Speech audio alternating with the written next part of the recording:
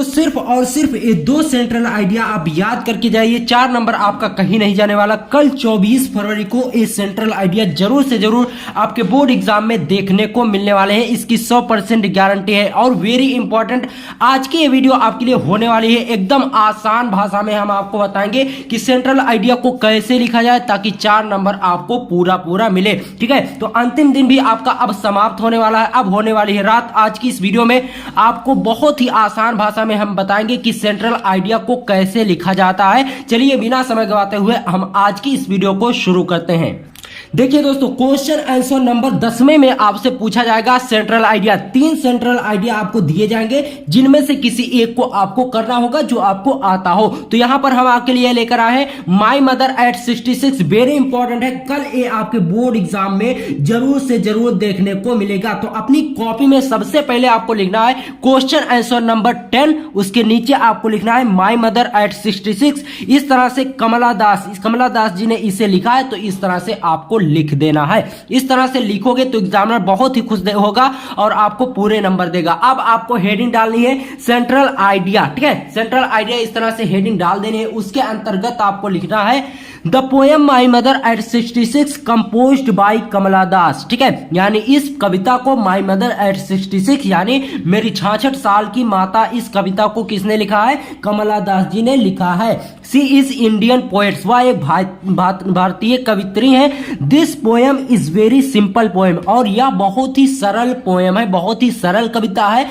In this poem, इस कविता में to describe to eternal law of nature, प्रकृति के शाश्वत नियम का वर्णन किया गया है। प्रकृति का शाश्वत नियम से तात्पर्य है कि सबसे पहले इंसान एक बच्चा होता है, फिर किशोर होता है, फिर उसके बाद धीरे धीरे उसका शरीर ढलान पर चला जाता है। एक समय आता है वह बहुत ही बूढ़ा हो जाता है। तो यही चीज इस कविता में बताई गई है। ठीक है, उसके बाद देखिए the poetess had gone to meet her mother, वह एक दिन अपनी माता से मिलने जाती हैं। ठीक है, वह एक दिन अपनी माता से मिलने जाते हैं। Whose pale face made her realise, और वह उनके पीले चेहरे को देखकर महसूस करती हैं कि that her mother is getting old, कि उनकी माता अब बूढ़ी हो चुकी हैं। ठीक है, वह अपनी माता जी के पीले चेहरे को देखकर सोचती हैं कि उनकी माता अब बहुत ही बूढ़ी हो चुकी हैं। The poetess become very upset, और वह कवित्री बहुत ही अपसेट यानी उदास हो जाती हैं इसको देखकर। ठीक है,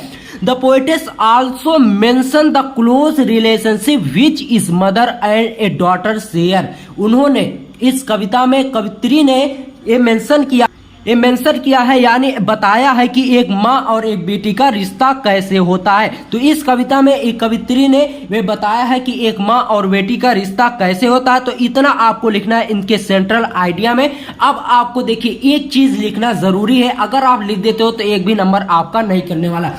पोएटिक ग्रेस में आपको लिखना है it is very emotional poem. ठीक है, फिगर्स ऑफ स्पीच में आपको लिख देना है सिमिली एंड मेटाफर, इसमें इस फिगर्स ऑफ स्पीच है। ठीक है, ये पोएटिक ग्रेस होता है कि इनमें इसमें कौन सा फिगर्स ऑफ स्पीच है, सिमिली और मेटाफर, ये दो फिगर्स ऑफ स्पीच इसमें यूज किए गए हैं। तो इस तरह से हो गया ये central idea my mother at 66 का। अब देखिए आपको बताते हैं अगला सेंट्रल आइडिया कौन सा तैयार कर लेना। ठीक है, उसके बाद दोस्तों कीपिंग क्विट का आप तैयार कर लीजिए। 24 फरवरी को गारंटी है ये जरूर से जरूर आपको देखने को मिलेगा। माय मदर एट 66 या फिर कीपिंग क्विट, इन दोनों में से कोई एक ना एक आपके बोर्ड एग्जाम में जरूर से जरूर देखने को मिलेगा।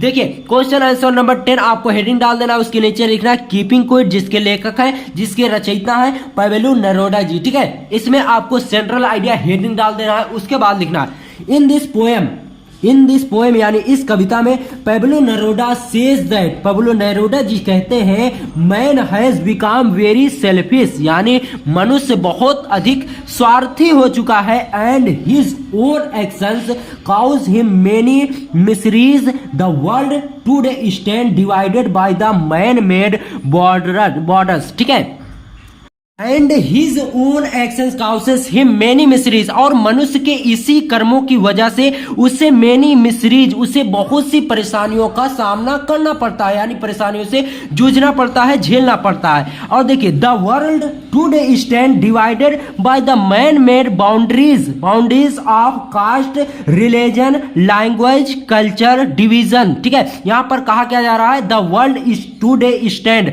और आज पूरा संसार एक दूसरे के भाग में बटा हुआ है। जैसे जो मनुष्य द्वारा बाउंड्री बनाई गई है उन्हीं बाउंड्रियों में बटा हुआ है। कौन सी बाउंड्री मनुष्य द्वारा बनाई गई है, जैसे जाति हो गया, धर्म हो गया, भाषा हो गया, कल्चर, और जो डिवीजन यानी जो पार्ट बटे होते हैं, एक ही कास्ट में कई पार्ट होते हैं, तो इन्हीं सब चीजों में आज पूरा संसार बटा हुआ। ठीक है, तो लेखक यहां पर क्या करे, the world today stand divided by the man made boundaries of caste, religion, language, culture, division. ठीक है, यहां पर कहा जा रहा है कि आज पूरा संसार जाति, धर्म और संस्कृति के झगड़ों में बटा हुआ है, बझा हुआ है। ठीक है, द पोएट सेज दैट, उसके बाद उसके बाद कवि कहते हैं, we need to rise about these small issues, हमें इन सब छोटे मोटे झगड़ों से निकलकर ऊपर उठना चाहिए। ठीक है, एबव या मिस होता है ऊपर, दिस स्मॉल इश्यूज, इन सभी झगड़ों से ऊपर उठना चाहिए। And look at the